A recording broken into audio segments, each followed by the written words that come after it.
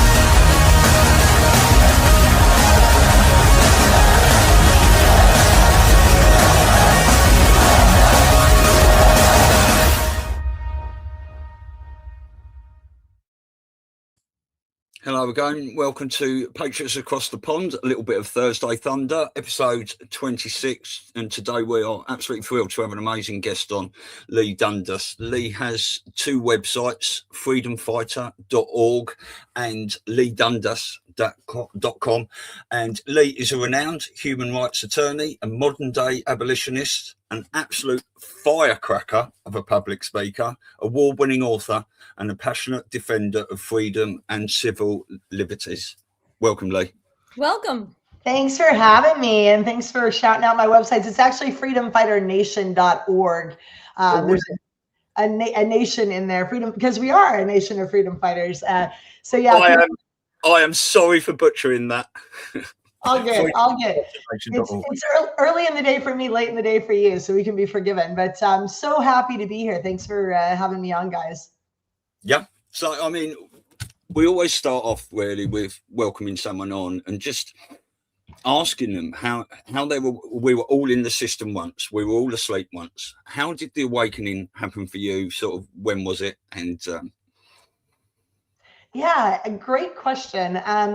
I think I was born a black sheep. So the awakening happened perhaps earlier and more gradually for me than for perhaps other folks. I am also the great grandchild, I don't know how many greats are in there, of Patrick Henry, who famously on our side of the pond told your side of the pond, give me liberty or give me death, some few hundred years ago. And then my dad's dad was on the deck of the West Virginia in Pearl Harbor, Hawaii on December 7th when it was bombed out from under him.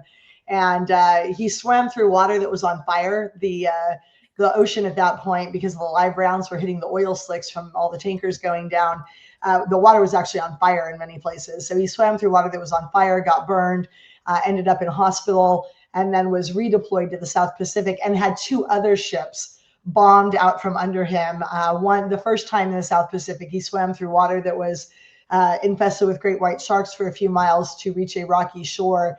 And the third time, it was him and a couple of mates that ended up in a life raft with a half bottle of apparently really good rum because they survived on it in the blazing South Pacific heat for like a half week until they got rescued by another boat. So I do come by it honestly, this sort of screw you to blind obedience and bad authority. But I've got to credit a lot of my journey, aside from being a contrarian by nature. I skipped high school and went to college when I was 14, turning 15. And I took a number of political sciences classes by a professor named Orchidi at my institution. And that guy taught us about the Stanley Milgram trial in the early 60s here in America. Are your viewers familiar with Stanley Milgram? Yeah, I think so. Yeah. Well, yeah. We are, and some of them are for sure. Yeah. Well, really quickly, the idea was this, you know, sort of out there psychology professor in the early 60s at Yale was like, was the Holocaust really Hitler's fault? I mean, no doubt it was Hitler's fault, but, or might it have had something to do with the fact that we as human beings are a little bit hardwired to be obedient to even bad authority when we shouldn't be? And so he devised this, what he called a memory experiment, but it was actually an obedience experiment. And he invited people to come in and memorize, you know, little arbitrary pairs of words where I would say chair and you were supposed to know to say blue sky. And he put us in separate rooms with a microphone, but no visual field. And when I said the word and you were supposed to say the correct word, when you got it wrong, my job was to negatively reinforce your wrong answer in this experiment by flipping a switch that would cause a initially mild electric shock to go to your forearms because you've been wired with these punitive electrodes, kind of like an e-stim machine. And then as your wrong answers got, you know, consecutive wrong answers, it went from 9 volts, I think, all the way up to like 450 volts, which for those of your viewers who are like me without a very big hard science background, that is an electric chair dose of electricity. And unbeknownst to the person who was actually being studied, the guy in my shoes giving, you know, word prompts to the next room, nobody was actually being tortured when I flipped switches. And I was hearing pre-recorded sounds of wrong and right answers mixed in with pain as the shocks got higher. And that would create a ton of stress as the shocks got really high because the guy in the other room is begging for his life. Oh my God, you can't keep shocking me. I'm going to die.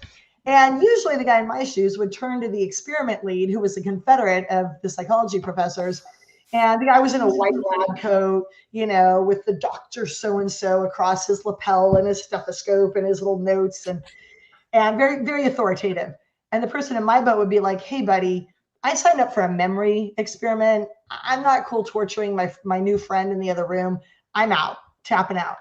And for his part, the Confederate of Stanley Milgram, who was pretending to be a doctor, had been coached to just say 3 little words. You got to continue. There was no gun to the head. There was no locking the door, not letting me leave before I got done with the experiment. Very, very mild amounts of verbal coercion. You got to continue.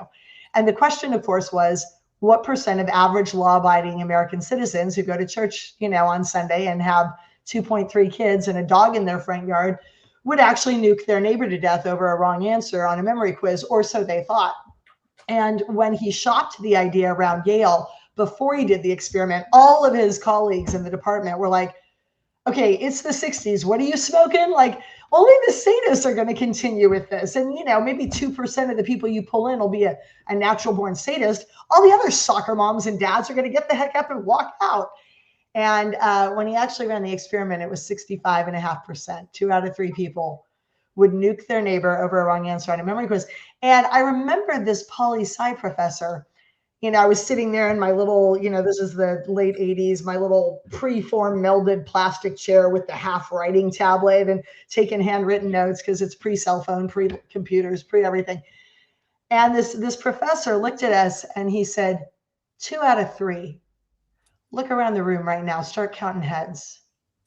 Don't you ever think that the ability to be evil is over there. It's in all of us.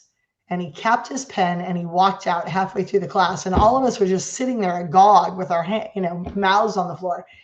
And I never forgot the experiment. I didn't think about it and perseverate on it for the last almost 40 years. But man, when 2020 hit, it was in the computer banks. And I was like, this ain't 2 weeks to flatten the curve, boys and girls. And this is a Stanley Milgram experiment in real time right here. And I think we're more obedient than we were in the 60s. So this is going to get real bad real quick. Well, I mean, a lot of us thought COVID would wake up. I've been saying, here it is. This is going to wake them up now. And people went the other way. It was shocking. Yeah. And, you know, the neuroscience shows that when you challenge people's views straight on, like head to head, even if your facts are absolutely correct, hey, the COVID shot was not trial run on anything but a bunch of ferrets that died. Hey, XYZ, the myocarditis rate in our boys who got it is now 40x.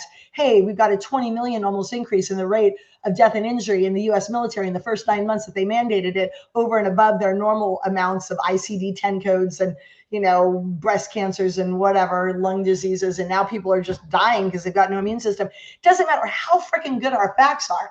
When you go head to head with somebody and you challenge their preconceived notion of the world, all it serves to do in many cases is cause them to double down. They're like, hear no evil, see no evil.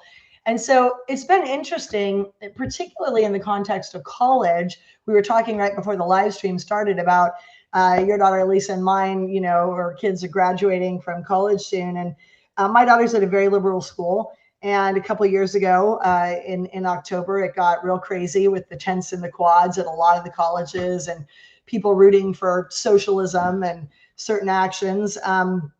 And, you know, my daughter, I dragged accidentally through the killing fields of Cambodia at age 8 when we were there.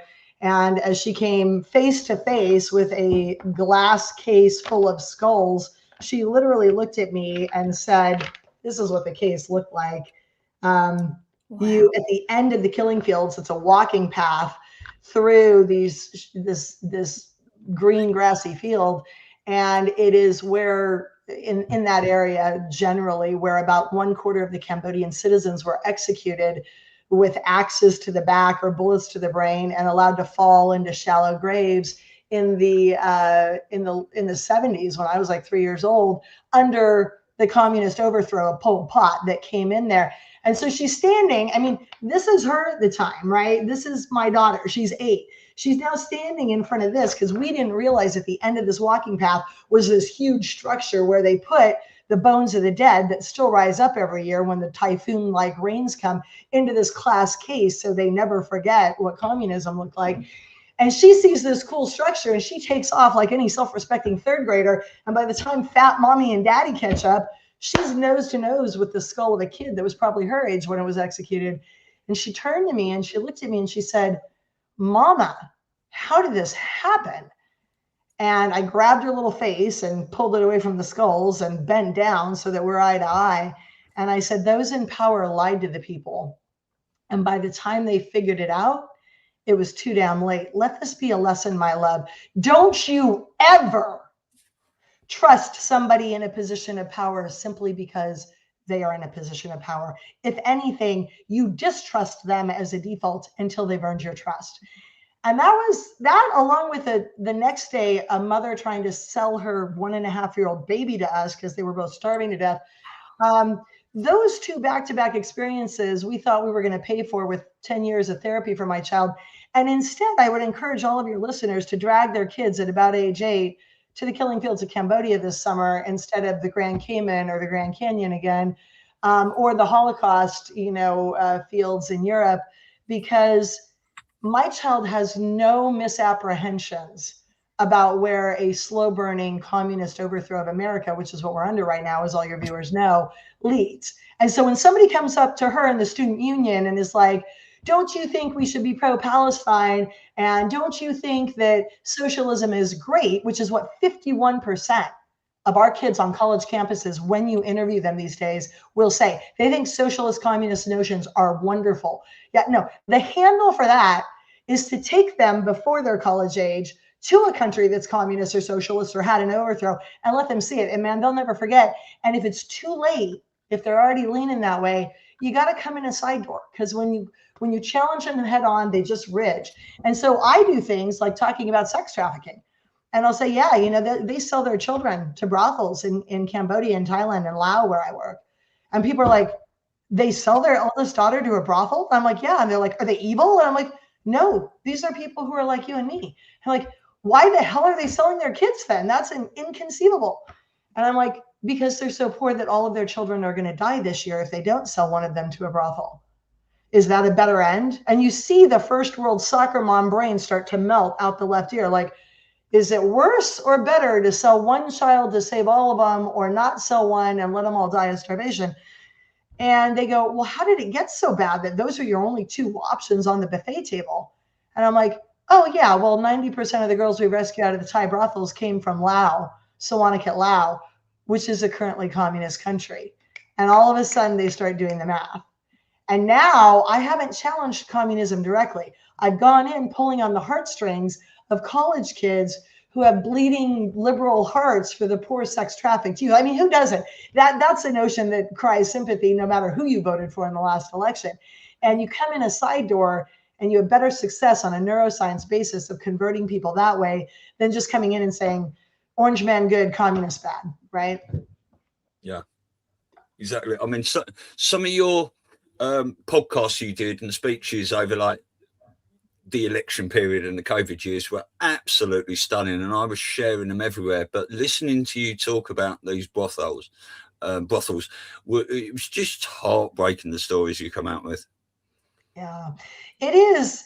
It's really hard for all of us who live in first world countries to understand the level of evil, unless there's a carve out here. And it goes back to early 2020. In the first weeks of 2020, when I'm fighting on the steps of the Capitol in front of the County Board of Supervisor building, we're like this very motley crew, very ragtag bunch. And I start talking to the people who are jumping onto the back of my boat or the back of a pickup truck to scream down tyranny in the streets. And after a few of these events and these evolutions, I realize that they are first generation immigrants from Venezuela, Poland, North Korea. You get the idea. They have fled in recent history a far right wing or far left wing communist or a fascist overthrow of their country rather. And those are the people who get it. They can see the writing on the wall well before all of us. Or they are rape or domestic violence or child abuse survivors, or they are ex-military Navy SEALs, ex-first responder, ex-cops, ex-SWAT fire chief guys. And I'm looking at these three different demographics that are coalescing into this little mini forming wave against tyranny. And I'm like, what the hell do all three of us have in common? And one day it hit me like a bolt out of the blue. And I was like, oh, we're the people who were told by somebody we loved or somebody in a position that should have been protecting us, our government, our parents, our husband, our whatever, that everything was good and just listen to them and it'll be fine. And as we turn the other cheek, believing we got punched out or we got raped or, whatever, we got abused.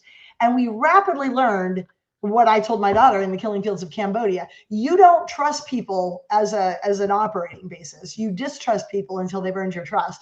And we were also the people who, if we survived whatever that was, survived because we realized the cavalry wasn't coming to save us. The people who were supposed to protect us were abusing us. They were our parents or our pastor at our church or our, whatever, our spouse. And the only person who was going to get us the hell out of that sticky situation that was threatening our very survival was us.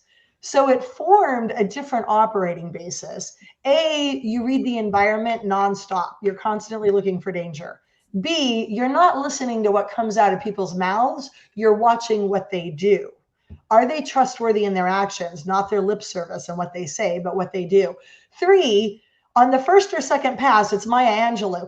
Believe them the first time they show you who they are, right? You get maybe one strike with this demographic of people who've been through the ringer. And after that, we're not giving you any more chances. You slip up once, okay, maybe it was an accident. You slip up a second time, no, that's by design and you're coming for us and we're going to fight you in the street because if we don't start fighting now, we're never going to win, right? And it's a different operating basis, but it is a sort of interesting selection of black sheep folk. And it was hard waking up the others. I mean, I stood on the steps of the Capitol. I think it was around this time. It was April. It was like 2.5, 3 weeks into lockdown in America. And I said, I believe we are on a bullet train to Auschwitz if we don't course correct. And I got done on my Walmart bullhorn and I walked off. And, even the people who were usually with me doing the anti-vaccine protests the year prior were like, I don't know, Lee, that was a bit harsh. I mean, we're only on 3 weeks of flattening the curve here. And I'm like, look, I hope I'm wrong, but I work in communist countries and I don't think I am. And the thing to know when you're working in these communist countries against the brothels, which is, so this appreciation of this weird demographic, abuse survivors, cops who have to fight crazy people in the street and get a lot more interaction with crazy evil people than the average soccer mom does. And, all of us, right? We're aware that evil exists. You go up to a soccer mom at the PTA bake sale and you're like, there are men in our community raping 7-year-olds for fun. And they're like, what? Nah, it can't be happening in my town. And I have little old ladies in Nebraska, circling back to your questions too, they say this to me all the time. They're like, well, I know what happens over there, but not in my area. I'm like, where's your area? Oh, I'm in flyover country. Where? Some no-name podunk town in Nebraska with a bunch of cornfields. And I'm like, do you have a motel? And they're like, well, yeah. And I'm like, then you've got sex trafficking in all likelihood in your town, and you just don't know it. Because now, with the advent of these things, you don't need to go to the red light district on the far side of the bad side of the tracks and go risk getting caught by the vice squad and rolling down your window if you're a interesting, curious, maybe want to be pedophile in the making, and soliciting a girl that, you know, is she 18, is she not, and risking getting busted and having your name all over the front page. You just wait till your wife goes out of town on business. You order a Domino's pizza, you go on Backpage or whatever the thing is that's replaced Backpage since they busted it down, and you order up a girl for sex, and she gets delivered to your house with the pizza. Exactly. And may I also add, all these beautiful areas, whether they be Long Island with its high-priced housing, and you have people, fathers and mothers and aunts and who knows what else, who are prostituting and sex trafficking and believing in all this satanic shit, that are doing it and providing the child for that sicko. Yeah, I mean, there is no shortage, whether you're in Asia or America, of children. And by the way, just a note to educate folks out there, when your pissed off teen runs away from their very cushy, otherwise good home because they're pissed at their curfew, or they want to meet their new boyfriend, or they've decided to throw down the gauntlet for whatever reason because their frontal lobes are not fully developed until age 25, you're on the clock. You've got something like, I think it's 48 hours. And after that point, any kid on the street, whether they're abused and leaving for a darn good reason, or they're just a pissed off teen from an otherwise good home, those guys who are on the streets, they can see the mark on the back of that teen in the mall, the teen who's been bullied, the teen who's walked to the bus stop because they're pissed off at their dad being too strict or whatever. And they know how to recruit your child. Your child, if you don't recover them in the next 48 hours, I think it's something like 50% of runaways, don't quote me, I could look up the stat, it's been a while since I quoted it, but it's a drastically high number, will be, not might be, will be approached by a pimp or a trafficker in that first couple of days. So you've got to preserve the communication line with your youth at all costs.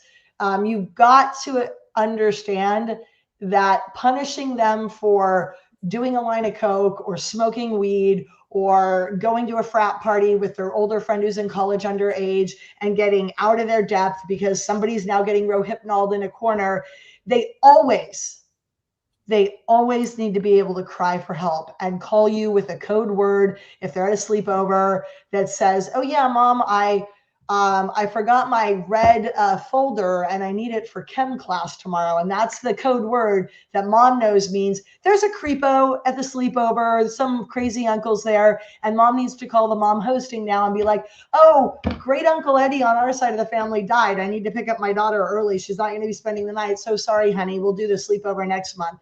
You need to have those code words in place with your 6-year-olds and 8-year-olds. And when they're teens, I don't care what time of night it is. I don't care what type of hell they got themselves into that violates every rule you've ever set for them. They need to be able to cry uncle and have you show up and pick them up wherever they are and not punish them so that they're not so scared of the consequence that they don't make the call, because not making the call will get them killed. The consequence you can sort out later. I'm not going to punish you tonight. You're drunk, you're high, you're whatever. We are going to have a chat in a week's time about how this is probably not the person you want to be when you grow up. But if you punish them so hard that they're afraid to make the dial, you got a problem once they hit the teenage years. Yeah. I mean, how much support have you had doing this, and how much pushback have you had at the same time? Sorry, I didn't catch the first sentence. How much what have I had? How much support have you had and backing, in your mission to bring this into public spotlight and rescue as many children as you can? And also, how, pushback against support, people behind you against people trying to shut you down? Well, I will say 2020 became this sort of litmus test for are you an actual patriot and critical thinker and somebody who makes decisions for yourself or not? And it became rapidly evident who could critically think and who couldn't. When you were wearing 4 masks and proudly bragging about your 5th jab with the Band-Aid on your arm, I knew you weren't my people. I didn't have to sidle up to you at a cocktail party and ferret out who you voted for in the last election or what your IQ, EQ was. What was interesting to me, though, you guys, I don't know how you experienced it at your end, is the critical thinkers had nothing to do with the IQ level. Nothing at all to do with IQ level. In fact, the people in the middle were most at risk IQ-wise of going the wrong way on this calculation. It was the super high IQ guys who could read the Judy Mikovits medical journal studies and know that the government had not tested the vaccine and this was a bad plan. But even some of those brilliant, I mean, like Rhodes Scholar, Harvard Law, MIT grad, a lot of the lawyers at my old law firms, the partners who are higher IQ than I am, and you know, whatever. I tested out at 0.5% when I was in 14, at age 14, and got invited to college. I've since had a lot of brain injuries that I'm sure has sort of taken the shine off my IQ, but my former colleagues were no schmucks when it came to being able to do an Einstein test. And a lot of them were wearing 5 masks. This was not correlated with IQ, but the guys who could read the science and were inclined to do it with 3 PhDs to their name seemed to get it.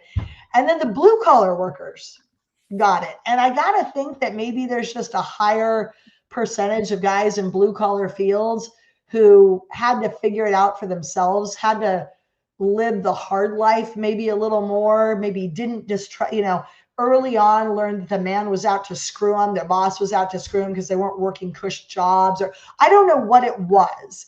But there were a lot of blue collar boys who were like, F that, I ain't doing it. And then there were a lot of super geniuses like the Judy Mikovitses who were like, oh, I'm not doing it because the mRNA is blah, blah, blah, blah, blah, blah, that I couldn't even understand. And there's all the people that are like in the middle, like me. And a lot of the in the middle people went the wrong way. It was very much not an IQ, EQ thing, but it was an immediate separating the wheat from the chaff. And after I spoke out on Facebook, because prior to that, I had done what we had all done, which is we didn't talk politics or religion at the dinner table and in mixed company, right? All of a sudden, I made one viral video post, and my maid of honor and my best friend that I've known my entire life with my maid of honor, because our parents dated in high school and they were friends growing up, the families were, and my other best friend that I met in like 8th grade disowned me. Just lost 2 of my inner circle off the bat.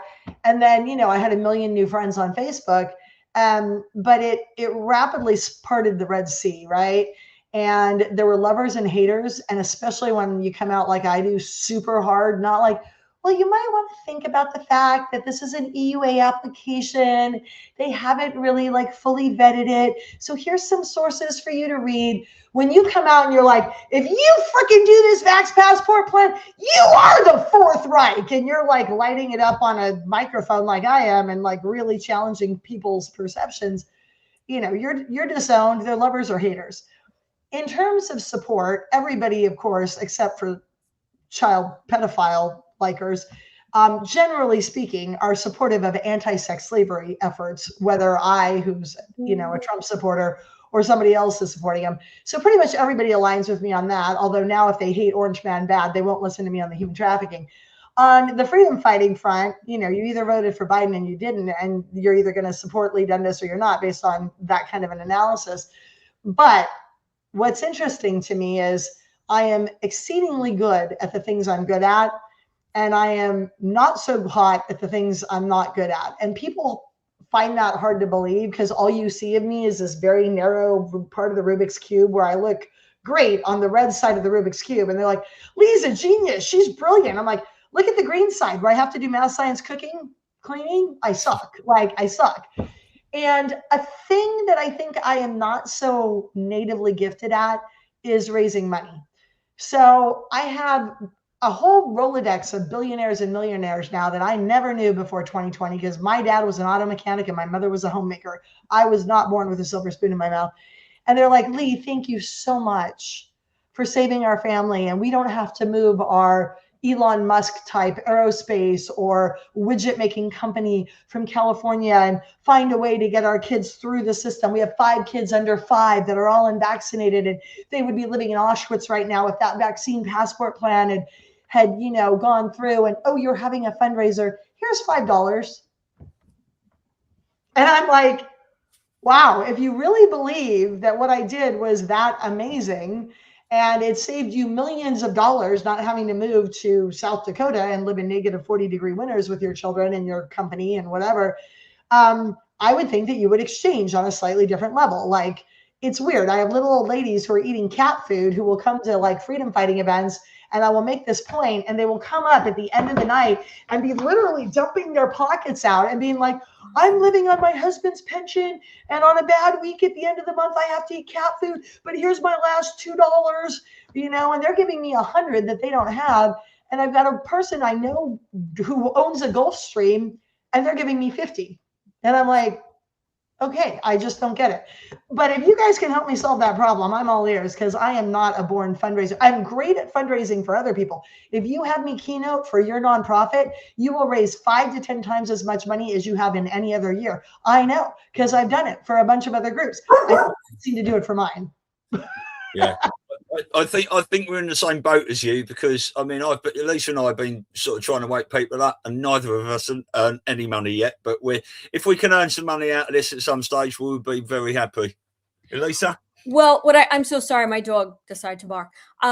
So I think the answer, because having a background in sales and marketing, I think the answer is that it's always easier to have a third party raise your money and get the money for you, because it's just known, right? It's not as easy to on your own behalf. So I think you probably help other people raise money, and you probably need somebody and other people, to speak on your behalf. Sounds like you have a big dog in the background, my dear. Yeah, I think you hit it. I think it's always easier, but I am committed to solving this problem this calendar year, and I've actually signed up with a group that helps people who are otherwise brilliant on microphones and supporting good causes to monetize themselves, because apparently there's some secret Betty Crocker recipe that we all seem to lack. But so stay tuned. But it is a really great cause, the anti-sex slavery work. The only difference, between Asia and America is it's very, very overt in Asia. So you can literally walk into a brothel and they're called bars, but they're not bars. I work in a town on the Thailand-Malaysia border that has 140 child brothels in it and nothing else. Like, that's all they got going for them. And you walk into it and you can sit down, and this is one of the girls in the brothel. So you sit down, and a waitress comes over, and they've got, a lot of them are karaoke bars. And so you've got the TVs with the foreign language karaoke bouncing ping pong ball across the lyrics, and they're all singing. And the waitress comes up, and you go, yeah, you've got a menu, and you order number 1 is a burger and number 2 is a Coors Light. And then on the backside, you can order by number as well. And you just order a girl. And so that is sex slavery in many parts of South Asia. And it's a little different than sex slavery here. If you want to rape a 2-year-old or a 7-year-old in America, or a first world country in Europe, you don't just walk in and order it like you would a Macy's purse from a store clerk at Macy's. It's not that easy.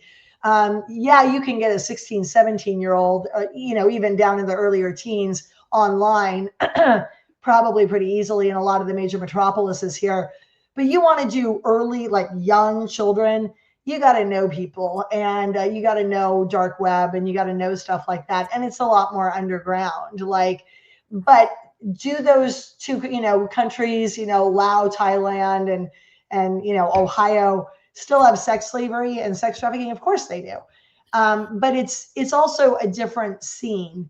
When you come to rescue a girl in Europe, where my anti-slavery nonprofit was doing a lot of work in the earlier years, you rescue a girl from a brothel in Greece, and you say, did you know when you got here what you would be doing? And she's like, hell no, I'm a poor Ukrainian, like 16-year-old. And some recruiter came to my town and he said, if I went with him, he'd make me a cleaning clerk or a waitress in Greece. And on my way here, he knocked me out with a drug and he took my paperwork. And I woke up chained to a bed in a breaking house where they rape you 24/7 and they send cops in. And if you think that the cop is going to save you, then they rape you extra hard to prove that you can't trust even people who look nice, who are going to be your Johns. And then when you're so down the totem pole on your apathy and your ability to rise up and fight, then they let you go in with actual regular Johns. But when you rescue these girls and you say, did you intend to be a sex trafficked youth somewhere in Europe? They go, no, I thought I was going to be a waitress. It's a bait and switch. In the areas I work in Asia, it's different. So that girl you saw that I held up that I was standing next to, we didn't interview her for a documentary in 2014. We interviewed her friend who was brave enough. She was the only girl in the brothel who was brave enough to agree to be interviewed. And we asked her, we said, so it was literally this girl's friend in a brothel. And we asked her, did you know when you got here what you would be doing?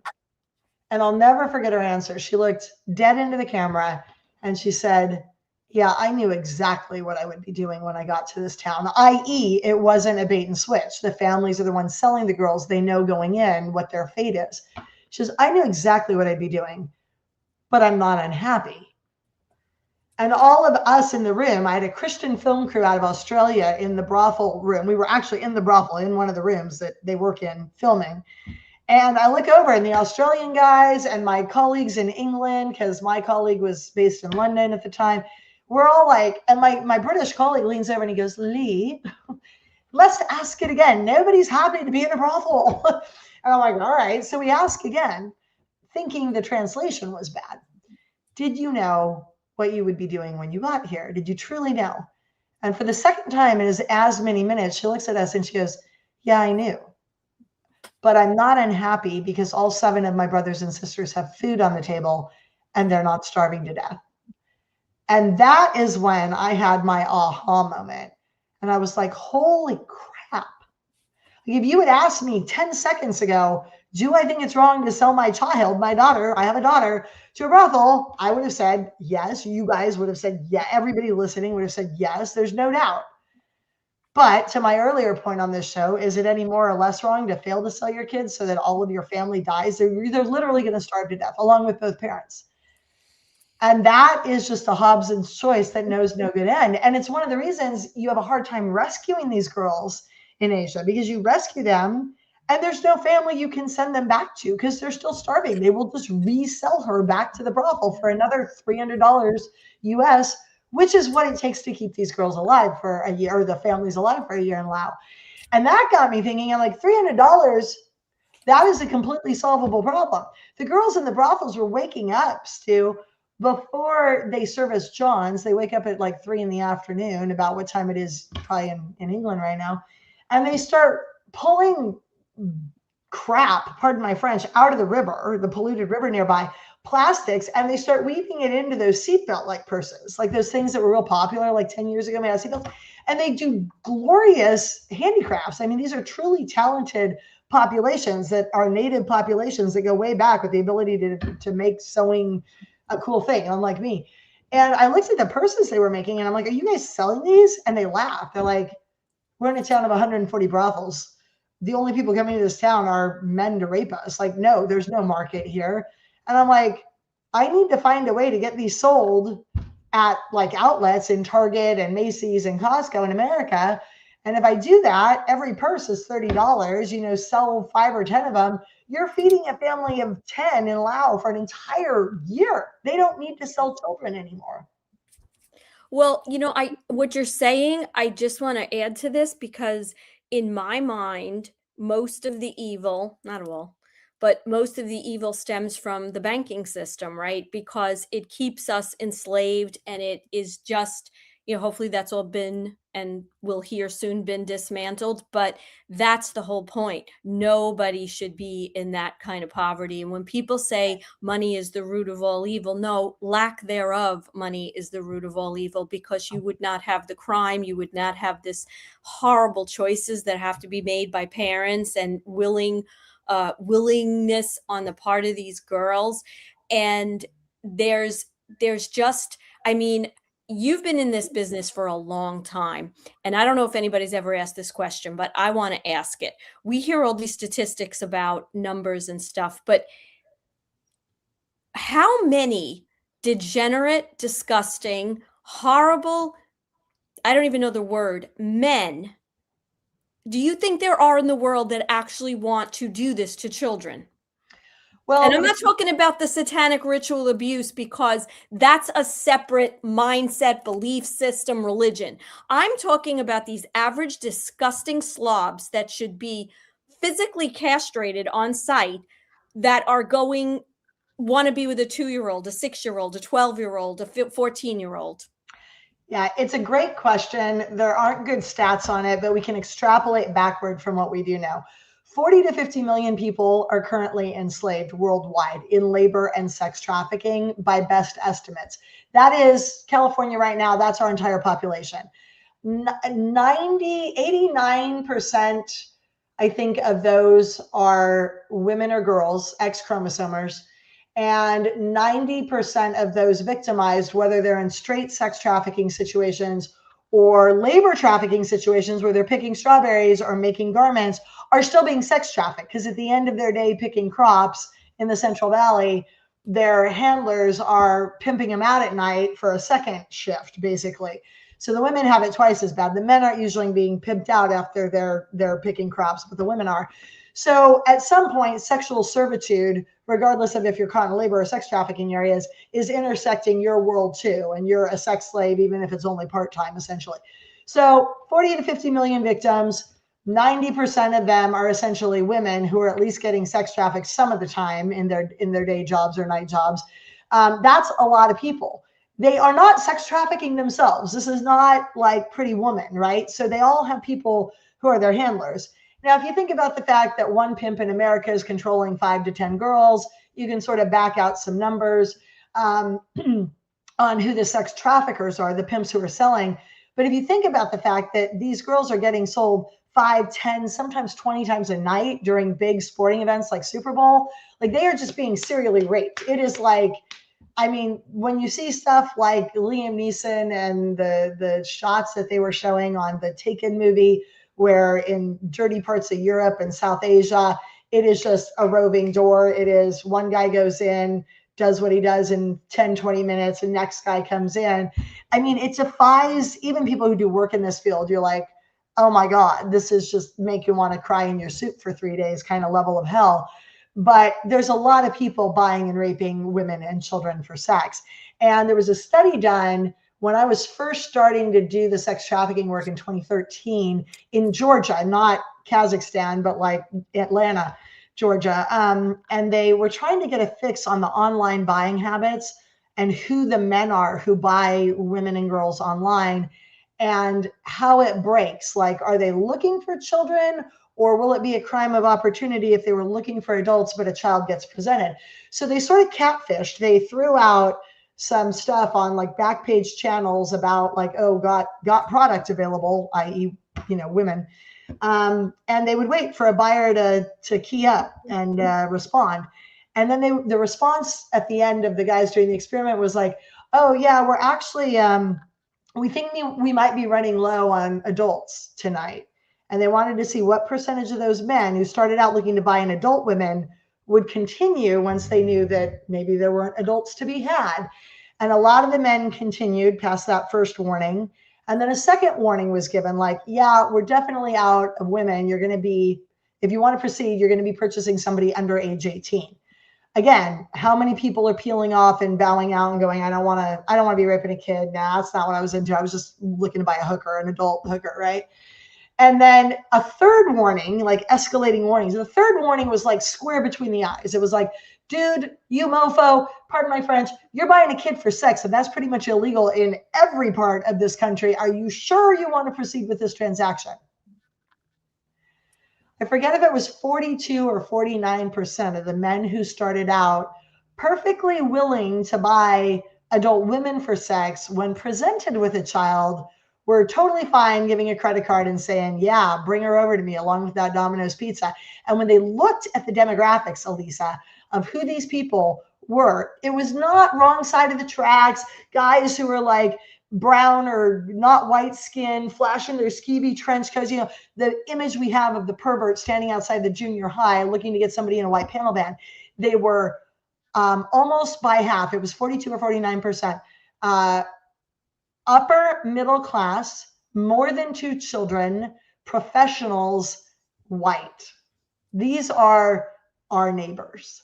These are our neighbors. So when we're talking to our kids about stranger danger, when we're talking to our kids about sex trafficking, it does not pay to talk to our kids about what DUNDAS does in Asia, because the moms and the kids and the teens are like, oh, it's so sad what happens over in Cambodia. Yeah, it's happening in your neighbor's freaking living room when his wife leaves. It is your kid's history teacher. It is your kid's youth pastor. It is your accountant. It is your husband or your brother. We had a bus. I just joined the Orange County Human Trafficking Task Force. This is like 2013. They do a monthly meeting with a bunch of faith leaders where all the cops, all the prosecutors, and all the faith leaders who are looking to fight sex trafficking in Orange County get together to share notes and really have a groundswell of support. It is a great multifaceted way for your town, your county to do it. I would encourage you, if you don't have a task force like this, to look into getting one or making one. So I'm talking to one of the cops because they had done like a 60 Minutes type of bus where they, you know, have a young, youthful cop, you know, pretending to be the girl, and the guys come to the house and then they get busted like in a row, right? And one of the cops is like, yeah, it was a shit show. And I'm like, why? And he goes, my brother showed up and we had to arrest him. Oh my God. So, Yep. I just, you know, listen, first of all, the idea of going to a prostitute, like, is just a whole other level of, like, you're a loser. Just, that's all there is to it. You're a fucking loser. But I can't but okay, fine. You know what I mean? Like, if she's that's her profession and that's what she's willing to do and it's a choice, pretty woman, right? Fine. I just, no matter, I could live to be 2,000 years old. I just don't understand the psyche of anyone, male or female, right? Because it goes both ways, you know, that gets off on being with a child. And more than that, or further to that, is that these people who actually take children to do that, like, there has to be some system as we move forward that has some kind of technology, just like we did with, you know, adrenochrome, to weed these people out and have, like, remember Hitler's book burning? And we put them all in a square. Well, it's going to be a big square, but a big square, and just fucking douse them from the air with gasoline or lighter fluid and set it on fire, because it is so beyond sick. And again, I'm not even counting the whole satanic aspect of it, because in a very sick way, you can say, well, there's a belief system. Like, there's some way they've been, you know, like the way we grow up in a religion. There's a belief system to this. It doesn't matter if we get it. That's what they believe. I'm talking about the average person that you're describing, brother, you know, an uncle. You're not alone. And whenever I present, whether I'm in the sweetest little house on the prairie chapel of 80-year-old ladies, they come up to me at the end of a sex trafficking presentation and basically say the same thing you did. And I don't think it is an idea that is a minority idea. Florida has now reintroduced the death penalty. Supreme Court precedent be damned. saying we're going to reintroduce the death penalty for people who rape children. And I'm all for it. Because I did, by the way, when I was pulling on my ears, I have a cold. Like my ears are feeling like I just landed in an airplane. I'm not, this is not Mason, like arm, like, I like you have dogs and cats. There is such a thing as too much conspiracy. One time in early days, I was on a podcast and I was like trying to like get my cat off the desk and I'm doing one of these and they're like, Lee put her hand in her jacket. And I'm like, oh my gosh, my rib itched and I was swatting my cat away. Come on, people. Like I'm not giving secret society signals here, but anyway, if the ear pulling, I don't know if it means anything right now. It just means that I feel like I'm landing in an airplane. But to your point, Elisa, a lot of folks feel like there is not sufficient penalty for people who rape children. And in point of fact, there's not. And if you look at the Nordic philosophy, they elevated the purchase of anybody for sex of any age in Sweden and Norway to being the equivalent of a US felony. You're going in to a big jail for a long time. You're not going to traffic school for sex predators, where for many years, that's what we've done. Oh, you bought a kid for sex in San Francisco, you're going to go learn a better thing to do than that for 4 hours in school on Saturday, like traffic school. I'm like, what are we doing here? Talk about a slap on the wrist. It doesn't do anything. So when Northern Europe, when the Nordic countries went that way, it instantly dropped the rate of sex trafficking to 0. Wow. Because all the guys doing it are like, we don't want to get caught. We don't want to lose a decade of our life. We'll go do it in Amsterdam. So penalizing the buying and selling of children for sex is one good way to drop the incidence of buyers. And there's a woman named Melissa Farley. She's a PhD out of San Francisco who's been studying men who buy girls for sex in the Tenderloin district of Frisco for decades. And she would ask them, because they're men like I'm married to. Like these are upper middle class, white, rich guys, a lot of them, right? Or not rich, but at least they're not hurting. Mm-hmm. And she'd say, what would make you change your ways? And he's like, any consequence. And she's like, one night in the drunk tank with the drunks, like just an arrest, even if they don't follow through with a conviction. And he's like, yeah. She's like, a mark on your professional record. You get reported to the state board for architecture, real estate, lawyer, medical, whatever your accounting, degree is in. Yep. St. Petersburg, Florida did a name and shame program. They had a problem with men buying kids for sex. Nothing they were doing was fixing it. And this is before I started fighting sex trafficking in 2013. So this was probably early aughts. And they decided that they were going to take the men who were arrested before they were convicted. It was pretty ballsy. Take the men who were arrested and put their name and face like this on a big old billboards in St. Pete's with what they were arrested for, solicitation of underage youth, whatever the crime was. And then they went one further and they wrote a little love letter to Mrs. John. We refer to the buyers of girls for sex as Johns. So Mrs. John, Mrs. Pedophile, in this case, we get a letter that said, Dear Mrs. So-and-so, your husband was arrested at 2 a.m. on Saturday night on the wrong side of St. Pete's, trying to solicit 2 underage youth in a sex trafficking situation for sex. We assume you don't know this, but you might want to know this. Further, we were thinking, just in an excess of caution, that you might want to route yourself to your nearest STD clinic on Monday morning and get tested for AIDS, syphilis, gonorrhea, chlamydia, and everything else to make sure you don't die a premature death. Sincerely, your local law enforcement and health department. Those 2 hits, name and shame with the billboard, wife getting her knickers in a twist because her husband has now been outed to the family, dropped the incidence of men buying girls for sex overnight in St. Petersburg, Florida by 24.5%. Wow. By pretty much 1/4. And if you know anything about stats, to introduce one variable and even get a 5% shift is like, oh my gosh, that's huge.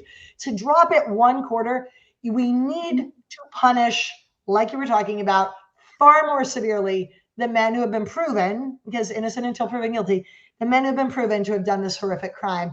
And when you do that, it drops the incidence of men who would follow suit.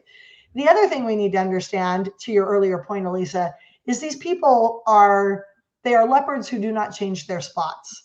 You can chemically castrate them and they will still, with no working unit down below, still sit and watch porn because they're getting a mind orgasm off it. When I was in college in the late 80s, I did a paper on this, and they had done a National Institute of Health study on men who were imprisoned for raping children. The men who liked girls had an average This was self-disclosed, and bear in mind, they were probably trying to make themselves look not as bad as they really were. Right. An average of 150 victims, if they like little girls, and the men who like little boys had an average of almost like 450. These are not men who change their ways, and they are not men who do it once and stop. Yeah. Yeah. I mean, listen, I think you cross over with this. Simone in our chat was saying, I think there's that point that crosses over, that it's a psychological neural pathway problem to a real spiritual demonic possession problem, because how else do you explain it? Yeah. A lot of these men were abused, but I hesitate to ever say that, because a lot of the rest of the population was abused, and we didn't grow up to repeat the abuse. Right. We were like, that sucked, and I'm not going to do that. I'm going to stop this generational, whatever this was. I ain't doing it to somebody else. I know how bad it was. So, you know, you say, oh, 90% of those who rape children were themselves raped. I do feel bad for them. But at the end of the day, we all have free will, and you can make a decision to not go down that road, even if you have evil impulses, even if you have an addiction. There's plenty of dry drunks driving around. There are plenty of people who are addicts, who are drug addicts, who are alcohol addicts, who are all, you know, porn addicts, and who just wake up every day and fight the good fight and go, I know I want to do this, but with God's help and the help of a support group and the help of a therapist, I'm not acting on these urges. There are pathways for help out there that you can get, whether you're a victim or a would-be abuser. And if you're looking for that help, go to my website or reach out to me by email. But there are better ways to behave than the ways that we have seen, whether you're one of the evil people pushing tyranny on us over the last 5 years, or one of the evil people trying to sex traffic or buy a girl for sex. There's just better ways. And as rough as the last 6 years have been, I thank God for it to some degree, because it ripped the blinders off a lot of people who were asleep at the wheel. We are converting dozens and dozens and hundreds and thousands of people to being people who can critically think and vote the correct way in an election. And pharma did our bidding. They bit off more than they could chew. If they had just quietly kept pushing the childhood vaccine schedule, they, you know, all the doctors and all the rest of society would have been like, it's so sad that you had a kid that was born autistic. Because, of course, by the time the kid is rendered autistic, they're not really in a position to be able to talk, and you weren't seeing. And I always said, you want to get out in front of this whole pharma thing, you start mandating vaccines for adults. And when the senators' wives start babbling and dropping like flies, and we have sudden adult death syndrome instead of SIDS, it's sudden adult death syndrome, and you've got, you know, guys passing out on the soccer field, and you've got wives who like cannot think. Suddenly the senators are going to wake up and be like, maybe it wasn't the SIDS deaths and the kids being born autistic. Maybe it was the vaccine, because my wife was fine for 45 years and now she's not. And I didn't think that that would actually come to pass. I just knew that if it did, it would wake up a whole lot of freaking people. And that's what pharma did. And it's woken up a whole lot of people. The people who didn't die from the vaccine, all the many millions who are now injured, are seeing it for what it is, along with all their families who are like, maybe that wasn't such a good call. So I think we're getting there. I think we're getting to critical mass on this planet of the white hats and the spiritually enlightened ones being a growing army. We did it the hard way, no doubt. And it was the dangerous way, because we could have lost the war, and we still can lose the war. But we are getting there, thank God. And to some degree, thank pharma for biting more than they could chew off, right? They did what Hitler did in the final days. They started too many wars on too many fronts, and now the people are waking up. So I'm grateful to that. Can I switch hats really quickly and talk really briefly about two other things before we sign off? Yeah. Okay. Yeah. So before 2020 hit, I spent my time evenly divided between fighting sex trafficking for free, because it's not exactly a paying field, and helping my husband do stem cell. Because that's what paid our bills and kept our lights on. And for those of you who don't know, stem cells are little bitty, teeny tiny cells that they haven't picked a career. It's like having a 2-year-old. You don't know if they're going to grow up and be a neurosurgeon or a baseball player or a salesman, like you just don't know, a CEO, and all things being equal, they could grow up and become any of those things probably.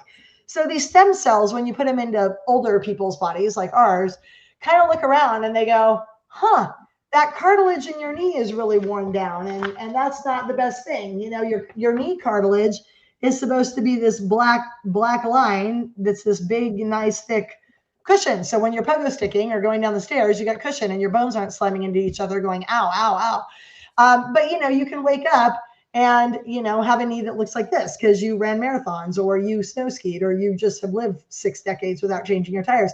And there's no real black line of cushion left.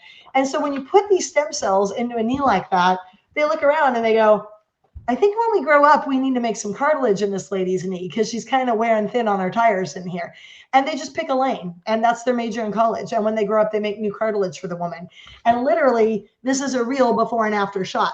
This woman had no cartilage before the stem cell shot, and her own cartilage regrew after the stem cell shot. Second question people have about stem cells is, oh my gosh, is it coming from aborted fetuses? No, that's illegal in the US. You cannot get it from abortions. It comes from the umbilical cord of women like you and me who gave birth, and they just throw it in the trash, your umbilical cord and your placenta, which a few years ago they started going, hey, that's a really rich source of stem cell, and these stem cells are pretty amazing. Maybe we should quit throwing them in the trash heap. Maybe we should harvest them and do something good with them. So that's where they come from now. They've done hundreds of thousands of injections in Europe, England, where you are to us in America, 0 side effects from amniotic umbilical stem cell injection because it's just a cell. It's not a pharma product. It's just a live cell. So it works really, really well. How well does it work? It's pretty freaking amazing. When people ask, I say, look at this racehorse in England. So this poor little racehorse over by used to nicked his front leg with his back hoof in a race, and it fully severed the tendon. It just sliced the tendon. It is a shoot him in the head when they're on the track injury, and they put the shield up to shoot this horse. And the owners ran over and were like, no, no, no, we want to try this cutting edge, you know, stem cell, umbilical, horsey stem cell therapy. And the track owners were like, okay, lady, whatever. And they did the stem cell. And as a horse owner myself, I would have been thrilled if the stem cell fixed the tendon well enough to have the horse be vertical, again, bearing weight. Because horses are basically walking on their wrists. Like they're very big animals walking on very tiny little legs. Not only did they get this horse vertical and walking and out to pasture, they got it running. And 1 year later, this horse ran a 4.5 mile, 22 steeple jump race next door to used to and frickin' won. He was standing in the winner's circle with roses around his little neck. This is a paralyzed surfer who fell off his surfboard in San Diego, I don't know, 10 years ago, give or take.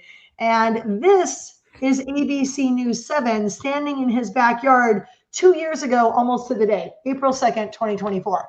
And you can see what he's doing. He was a quadriplegic after he fell off his surfboard. They did stem cell, and he is walking around his backyard pool deck with not a walker, not a quad cane, those 4-banger canes, a regular cane. So when people are like, hey, do these stem cells work? I'm like, I don't know. You tell me. They're getting quadriplegics up and walking with it now. So pretty efficacious. I am not making a promise that you're going to get up and walking if you do stem cell, but this is what my husband does. They shut it down in America in the middle of 2020s because it was working too well. We were taking too much money away from pharma and the orthopedic surgeons. But God bless the state of Utah, because a couple of years ago, right after this article came out, on May of 24, my birthday weekend, May 1st, May 2nd, Utah passed a law saying, you know what, FDA, take a freaking hike. This is BS that you're not allowing it to be done anymore in America. It works. It has no side effects. As long as you tell the patient and they get informed consent, you can do it here. So we are back doing stem cell in Utah now. We used to operate in 7 states. Now we're using my pastor's son's clinic in Utah. And if you're interested in fixing your ache or your pain or your whatever, we get great results. We treated pro football players. We treated a high-level paraplegic 2 years ago who's almost about ready to learn to walk again himself. We're getting great results like we always did from 2016 on. So again, reach out to LeighDundas.com. My email is on my website. This is how you spell my name. My email is Leigh, L-E-I-G-H dot, there's a little period after my name, .esq@gmail.com. The other thing you might want to consider is Patriots water. It's on my website under the Healthy Living site. Patriots water. It is Patriot oxygen water. It is not like all the other stuff on the market, the hydrogen, the Kangen, the oxygen infused. This is an actual stable oxygen molecule. The water is just the delivery vehicle. When you drink it, amazing things happen. This is a woman's blood before she drank it. Wow. I'm not Judy Mikovits, but I can tell you your blood on a microscope slide should not be looking like the Hawaiian Islands over here. She drinks a glass of water. This is her same blood, 60-year-old lady, 2 minutes. It went from this to this after drinking the water. Then this poor lady, gory alert, poor lady cut off the tip of her thumb. I'm going to cover that so that Rumble doesn't block it. But she literally ran her thumb through like a saw or something. She shows up at the University of Italy and they're like, oh my gosh, that's awful. But we're going to throw some of this new oxygen water into your bandage to speed your healing. They take the Band-Aid off a couple of weeks later or whatever. Her freaking thumb regrew, you guys. It went from being missing on one side to regrowing.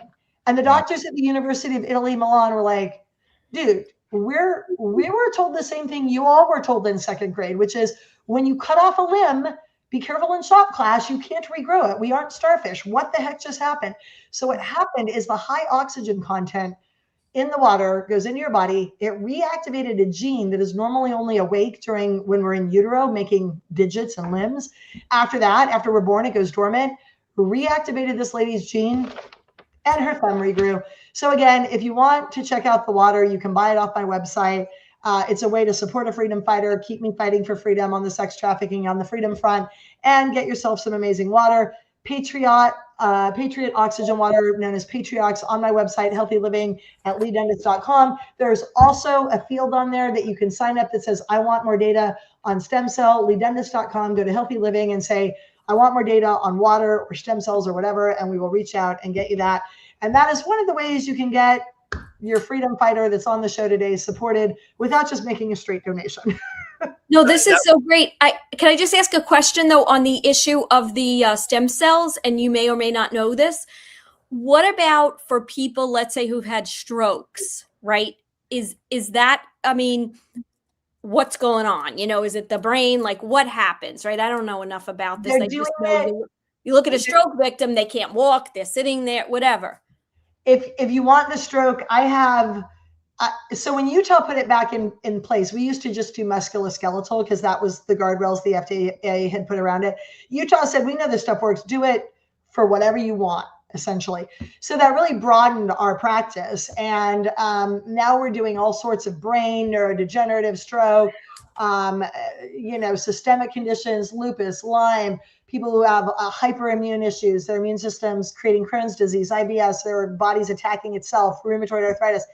And what they have found is regardless of the issue, the stem cell works. I have an entire body of clinical studies that they've done on stroke victims showing positive impacts.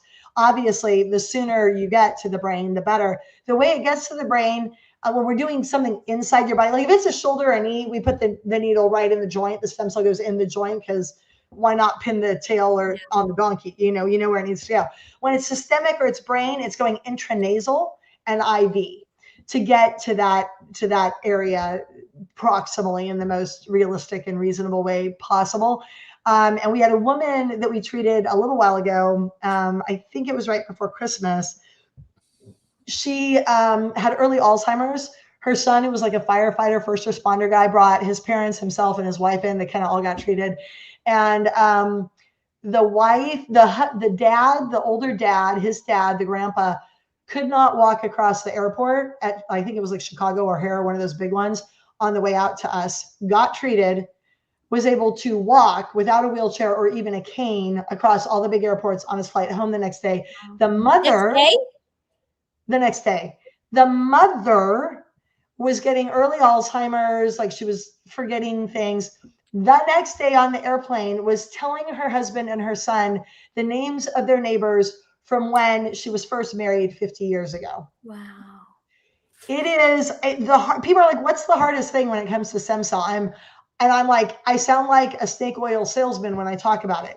It is the cutting edge stuff of sci-fi and Star Trek plots that we all watched in the 70s growing up.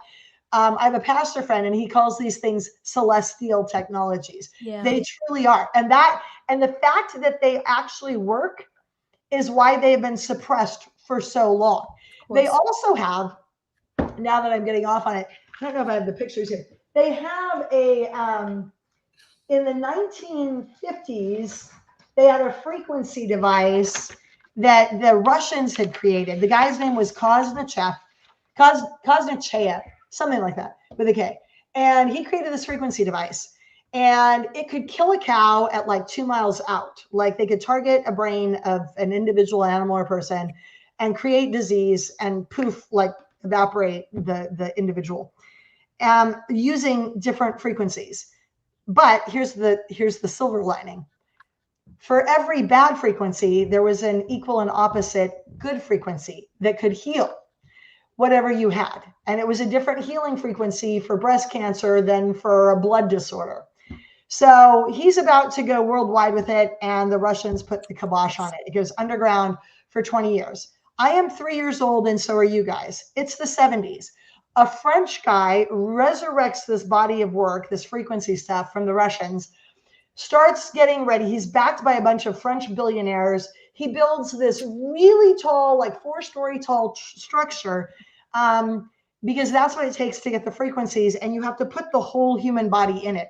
They did rats on a shoebox size to get the body of the rat enclosed, and they realized when they put the rat in, it worked, but they had to have the tail in and all of the hair of the animal. And I found that fascinating because we're told our hair is dead after it leaves our scalp and our skin.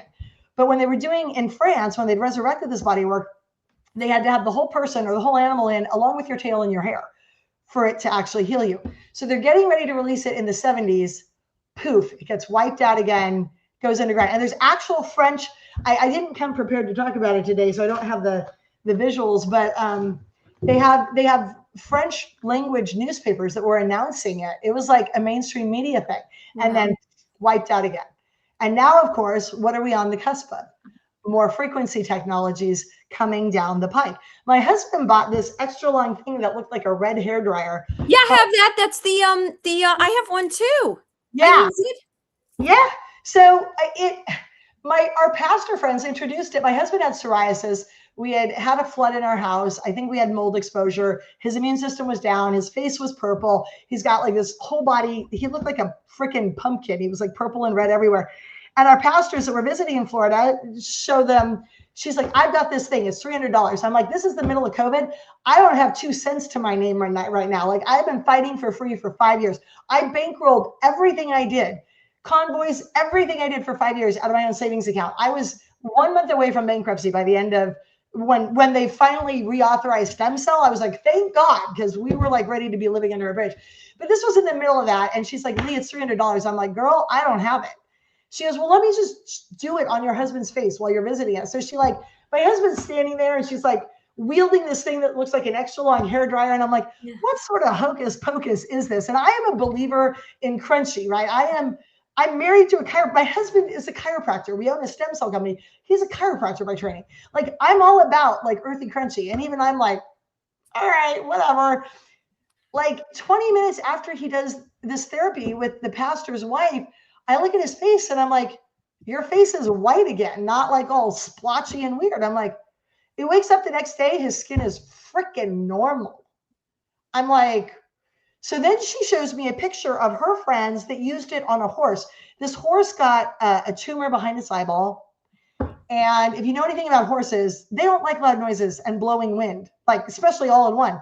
So they've got the halter, the horse is in a halter and they're making it stand there. Let me back up. They take the horse to a vet and they're like, your horse is going to die. It has a cancerous tumor behind its eyeball. And she's like, no, don't shoot my horse. Same response with the one in England, right? Don't shoot the horse.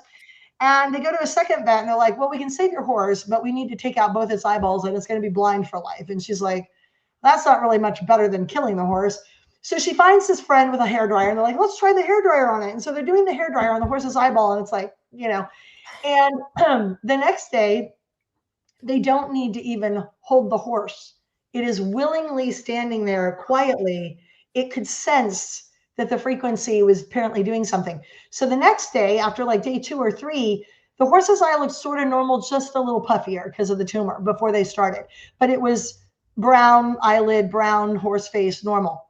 After a couple, like a day or two of this, suddenly there is a bulging eyelid coming out. It looks like a tiny golf ball is starting to come out between the eyeball and the lid.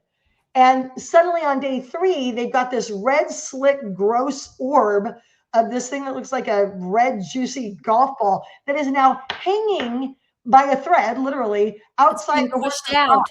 Huh? It's being pushed out. Like, get out of my body. I'm healing. Get this shit out of here. On day 4, it dropped off. The wound closed back over. Horse is stone cold normal. Wow. I have one of those. I haven't used it. Do you have it now? Like, do you own it? And do you do it to your water? Like you have this other water, obviously, but give me 1 second. Okay. Well, you'll have to give me a blast of that. I've got nothing behind my eye at the moment, but there's like a whole system, you know what I mean? Like of what you do, and you do it at different parts of your body. Yep, that's it.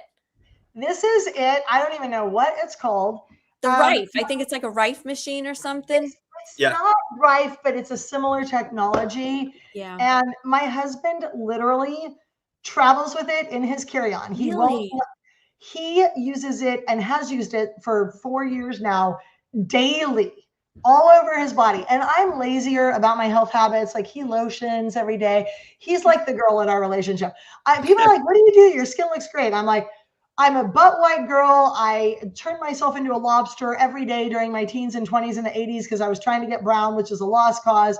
I'm probably a walking skin cancer project. I maybe slap some coconut oil on my face once a month if I remember. My husband is got 15 bottles of lotions and potions. He carries this around. He takes his vitamins religiously. Like, he swears by it. And it does amazing things.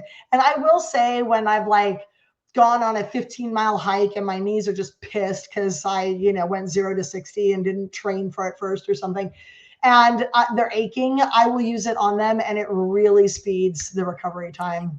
And I know, not to go too much into this, but I know that there's a protocol, so to speak. Like, you're supposed to drink 2 glasses of the ionized water that, you hit with that for 5 minutes. You drink that. Then you're supposed to go through the different meridian points, you know what I mean? Like the inside of your elbows, the inside, but you could be there for an hour. Not everybody has that time, or you could just shortcut it. What I usually do is I have the water, and then but I haven't done it in a year because, but I think you just inspired me to bust it out. Yeah, it's good stuff. And my pastor friends no longer distribute these, but I have another friend who does, and they come slow boat from another part of the world, but they're good technologies.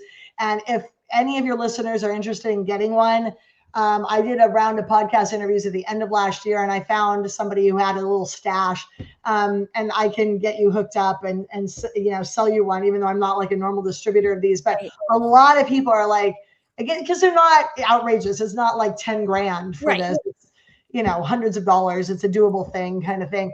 Same thing with the Patriots water. It's not as cheap as, Fiji. By the way, I don't normally drink Fiji out of the bottle, but our house has a slab leak and our house is torn up. So my bottled water is not findable in the glass bottle. So I'm drinking Fiji this week. But the Patriots water is not as cheap as water, but hell of a lot cheaper than having a fatal life condition turn on in your body, and a lot cheaper than a hyperbaric chamber. It's basically like hyperbaric in a glass of water, and we all have to drink water. So it's easy to remember to do, because you just drink a couple glasses of this in the beginning part of your day, and then a couple glasses of the oxygen water in the beginning part of the day, a couple regular glasses of water to balance it out in the evening, and you've done yourself a good turn there. So if any of your folks want to either order the water, or more information on this red hairdryer thing, or more information on stem cell, which is the only thing I know of that will actually regrow cartilage, tendons, like on that racehorse, and nerve tissue, such that you've got, quadriplegics walking around their backyard after 7 years of being a quadriplegic in San Diego 2 years ago. Anybody wants any info on any of that stuff, just the website is LEIGH.com. Go to the Healthy Living page, and there's a sign up field where you put your first name and your email or phone number in, and I'll give you a call back. Absolutely amazing. I love you, Leigh. LeighDundas.com and freedomfighternation.org. I just want to say one thing, what you were saying earlier. Humanity has been so brainwashed and manipulated and steered for absolute generations. And we're seeing this white hat plan unfold, you know, Trump executive orders and everything behind the scenes. But there's two really important lines in the Q drops that basically say, you cannot tell people the truth. You have to show them. And it had to be done this way. And you can understand it. And we are seeing people wake up now. A lot of people are not using their voices, but they know they've been hoodwinked and shit has been going on. Yeah. So people are waking up, and it is a blessing, you know. What did they say? What did MLK Jr. say? Injustice anywhere is a threat to justice everywhere. And we all need to do our part to fight back the crazy. And it's going to take a village, a very big village. So it has been a blessing. As rough as the last few years have been, it has been a blessing to see people finally waking up. And you know, it's a beautiful thing. Once you're woken up on one topic, I mean, my pivotal moment was in college, Stanley Milgram thing. But you don't forget it. You don't unring the bell once it's rung in their head. Once they realize, oh, vaccine might be harmful. Now they're like, what else is harmful? What is that tic-tac-toe in the sky? You know, it is a transferable skill set, as they like to say. And you can apply that rose-colored glass of critical thinking to any situation, whether it's sex trafficking or whatever line of BS and some new government is going to spew at us in the next decade. It's a gift that keeps on giving. So I am grateful to the folks that have woken up. I'm grateful to all the people who are doing their part in their city, state, and town and country to fight the good fight. We need you in the saddle. We need you doing what you do. If you want the winning recipe, neuroscience-wise, of how to fight the battle and win easily, I have a course that I do. It is called The Psychology of the Winner. And it's available on the education page of my website, and it's online. But it's me teaching an actual live course, 20 hours, that you can download from Singapore or Italy, and you and your kids can watch it. And I go through a lot of the stuff I talked about today. And then in closing, since I know we've been going a really long time, but I've had so much fun with you guys, I can't help myself. After I get their eyes open, because you don't want to give them a gun when they don't know how to use it, right? I get their eyes open, and then I get the winning recipe to name and shame, like St. Petersburg, Florida did, the pedophiles. You can name and shame your bad health officer like I did during COVID.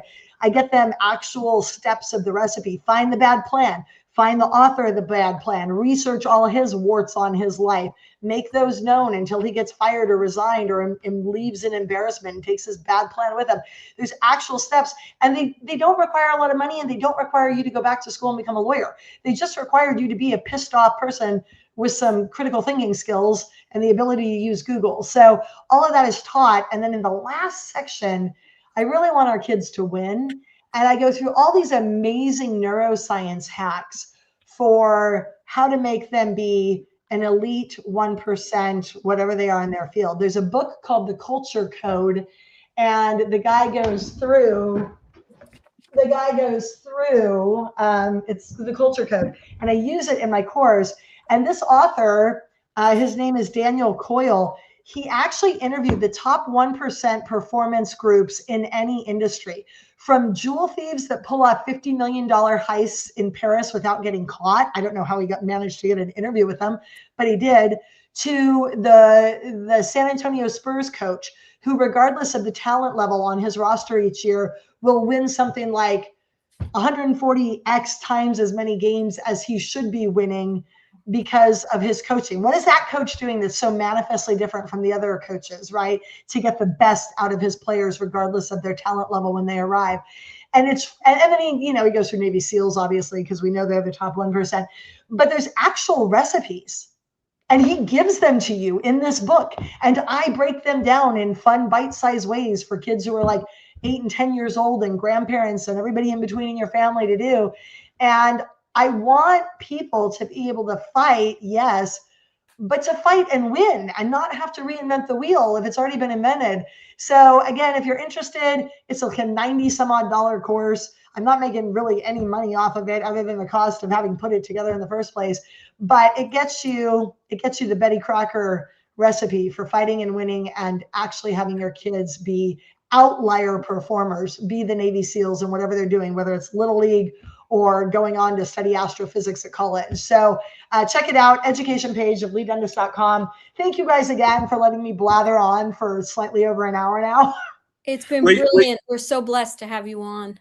Yeah, we absolutely love our guest shows because it's all about the guest. And, you know, we like to sit back, put a few questions in there, but listen to what you got to say. Absolutely brilliant. We love you. Keep fighting the fight, Leigh. Where we go, one, we go all. And never forget why we're all doing this. Well, 2 reasons. Number one, for the children. But number two, so ultimately, we don't have to do it in the future. That's right. That's right. We got to protect God, country, and our kids. And the harder you fight early days, the better it is. You don't want to be fighting when you got 1 foot in Auschwitz. You gotta start fighting for your rights and your freedoms in the early days. And if you do, and if you believe you will win, we will win. I have no doubt of that. We just need to know how to take the hill. And that's why podcasters like you who are getting the word out about all these types of topics are so incredibly important. So again, thanks for letting me come on today. And until I see you guys next time, take care. Brilliant. Thank you, everyone. Thanks, everyone in the chat. We love you all. And we'll see you tomorrow. Little Save the Children video at the end. See you later. Bye.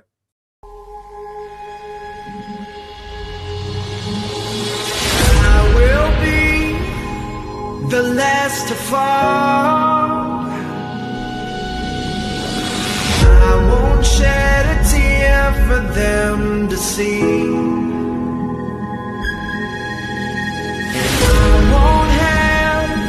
Your name to call,